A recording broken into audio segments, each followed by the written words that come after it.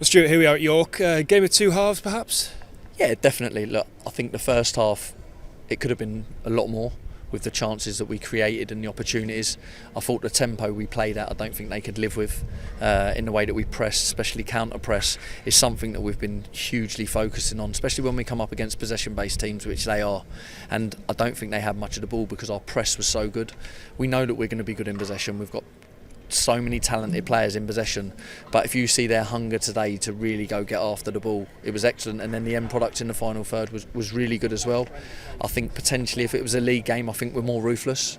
I think with friendlies it's very hard to create that league feeling of even kind of a little bit in the second half, like you say, game of two halves. It was a little bit in the sense that when they pulled one back, it's very hard to go again for the lads in that pre-season. You has that pre-season feel about the game. The game at half time's 2-0.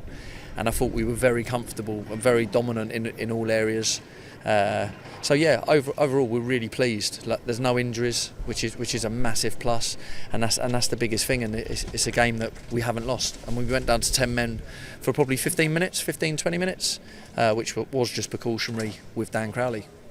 Alassane Jatta gets his third goal in his last two appearances. It was a lovely composed finish as well, but the build-up for it was excellent too. Yeah, that's what I said in the first half. Some of our play to pick their press off and go through them and open them up was brilliant. So it's something that we've been working on in and out of possession. But the most pleasing thing for me, out of possession, was excellent today. Like our press, the way that we stopped them playing. They only looked like a possession-based team when we went down to 10 men, and I thought we dealt with it really well. It's not easy mid-game going down to 10 men in pre-season as well. The lads, we changed shape. We got a bit more into a low block, and we still had spells of the ball, and we still could have scored. Didsy, great run, just offside. Kells, great idea to try and cross it early, and on another day, that's another one that could be in the net, and that's down to 10 men. So look, there's loads of positives coming out of it. Into the lead through Jody Jones. I bet indirect free kicks on the 6-yard box aren't something you practice in training every day? No, but I don't think anyone will ever realise how hard that is to get that in the roof of the net. It's an incredible finish, and I said that to him after the game. I said it's an incredible finish to get that into the roof of the net. How many goals over the years do you ever see from an indirect free kick inside the 6-yard box? It gets touched and moved, it just gets blocked. So to have that natural ability and real quality to put that in the roof of the net, it's incredible from him. So yeah, huge credit to Jody. We know what he's got, we know the ability, and it's something that we've said to him this year: add goals to your game, and he's done it today. But he was a threat all game.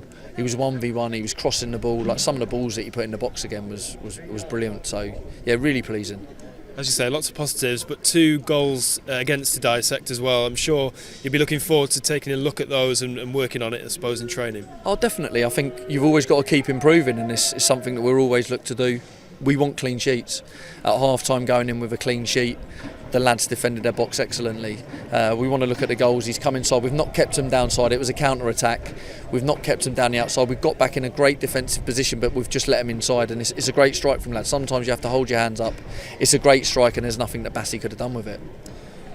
Quite a few minutes being built up now. Obviously Boston on Tuesday. Are we likely to see a bit of a reverse in the lineup that we saw today? Yeah, potentially. If you look at the way the minutes have gone with the lads, we're trying to make sure that everyone gets the same minutes, so that come that first game of the season we've got a full squad to pick from. And it is effectively the last week of pre-season next week, because obviously from the following Monday it'll be into match mode for Tranmere. So where would you say we are right now in pre-season? I think we're getting, you've seen today, the tempo that we've played at is probably a totally different tempo with the ball and without the ball that we've probably played at within pre-season.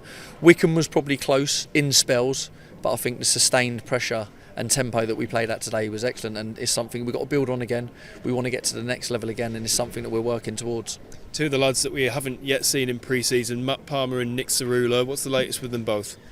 Nick's back on the grass. It's tendonitis, so we've got to manage it. It's not easy with how hard the ground is at the minute, so he's coming back again. He's on the grass, he's working hard, and Matt Palmer's joining in full training now, so it's really exciting to have him back in the group training full with us. Jack Hinchy wasn't involved today.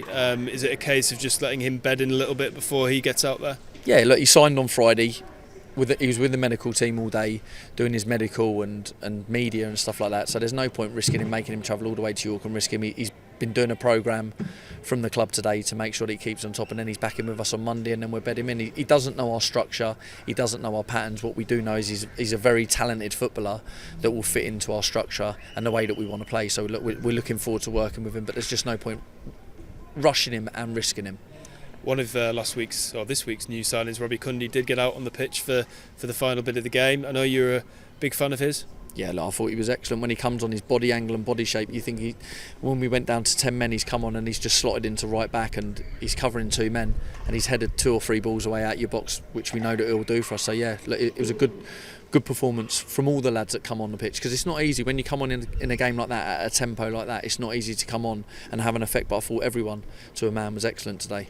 500 fans for a pre-season friendly 2 hours away, not bad going. Our fan base is absolutely incredible and they're so loud all game, and even at the end the way they clap the lads off, and our lads, we'll always send them all the way over to them. They deserve it. To travel, like you say, 2 hours for a pre-season friendly away at York is incredible, but we know what we've got. We know they'll back us all the way and we're looking forward to it, and we're going to need them all season, home and away. We're going to need them. They will be the 12th man, and I know it's a cliche, but they will play a huge part in the season.